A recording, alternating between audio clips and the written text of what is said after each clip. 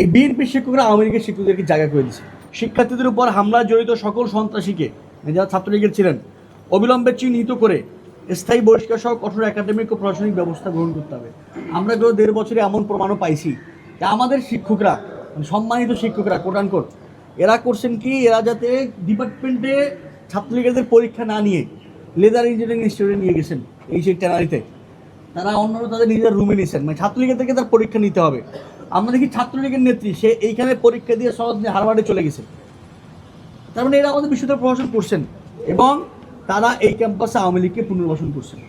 এই ক্যাম্পাসে সারা দলের শিক্ষকরা, মানে বিএনপির শিক্ষকরা নানা জায়গাতে, ক্লাবে বলেন, এইখানে বলেন, ওইখানে বলেন, এই সোসাইটি ওই সোসাইটি, নানা কমিউনিটিতে এই বিএনপির শিক্ষকরা আওয়ামী লীগের শিক্ষকদেরকে জায়গা করে দিচ্ছে।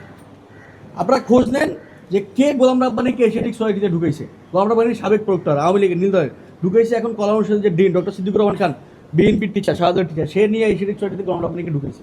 আপনারা এগুলো খোঁজ নেন, আপনারা সাংবাদিক ভাইয়েরা আছেন, বোনেরা আছেন। আমাদের দ্বিতীয় দাবি, জুলাই গণহত্যার পক্ষে অবস্থান নেওয়া ও সহিংসতাকে ন্যায্যতা দেওয়া, শিক্ষকদের বিরুদ্ধে নিরপেক্ষ তদন্ত কমিটি গঠন করে দৃষ্টান্তমূলক একাডেমিক ব্যবস্থা গ্রহণ করতে হবে। আমরা দেখলাম যে এখনও বলতেছেন যে 30 জন না 31 জনের বিরুদ্ধে চার্জ গঠন হয়েছে, এটা করতেছে ওটা করতেছে। আজকাল 1.5 বছর করছেন কি? 1.5 বছর এই বিশ্ববিদ্যালয় প্রশাসনের চেয়ারটাকে আঁকড়ে দিয়ে থেকে আপনি করছেন কি?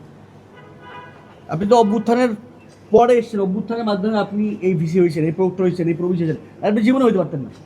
আজীবন আওয়ামী লীগের নীলদয় টিচারদের গোলামি করা লাগতো আপনার বিশ্ববিদ্যালয়ে। তা আপনি সেটা পেয়ে আপনি অভ্যুত্থানের পক্ষে করে কাজ করলেন, আপনার হওয়ার দরকারটা কি ছিল?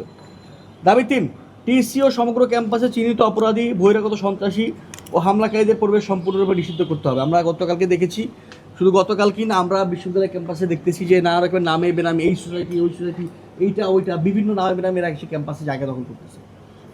শিক্ষার্থীদের নিরাপত্তা নিশ্চিত করতে দৃশ্যমান নিরাপত্তা জোরদার, নজরদারি বৃদ্ধি এবং ভবিষ্যতে এ ধরনের ঘটনার পুনরাবৃত্তি রোধে কার্যকর নীতিমালা প্রণয়ন করতে হবে। এই ক্যাম্পাসে যেটা আপনাদের মনে আছে, নভেম্বরের 13 তারিখে একটা সকাল শাটডাউন না লকডাউন দিয়েছিল আওয়ামী লীগ, তার আগের রাতে কিন্তু এই ক্যাম্পাস টিএসসিতে ককটেল ফুটছে। আপনারা সেটা আপনাদের মনে আছে, আপনারা সাংবাদিক বন্ধুরা তখন ছিলেন, আমরাও তখন ছিলাম। মানে এই ক্যাম্পাসে ছাত্রলীগ ককটেল ফুটাচ্ছে এবং সেটা অভ্যুত্থানের 1 বছরের পরের সময় এসে, এবং সেদিন রাতে আমরা দেখলাম যে না প্রক্টর স্যার খুব তৎপর, এই করবেন সেই করবেন, 2 দিন পর তার খোঁজ খবর নেই।